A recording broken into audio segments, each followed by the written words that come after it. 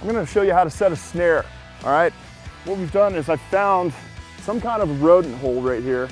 So we know something lives in there and it's been coming back and forth based on the tracks.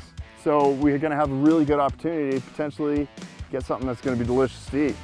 All right, so you get a fine wire, create a loop, wrap a loose loop around that wire, and then triple it up on the backside.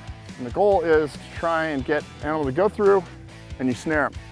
All right, next what you wanna do is you place it over the hole, making it just smaller than the hole.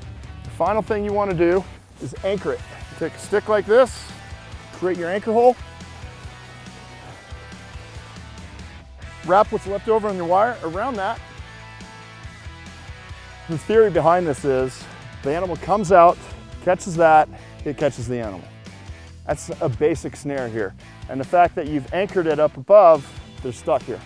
Check back later, hopefully you have something to eat. That's your latest 4Patriots Survival Minute.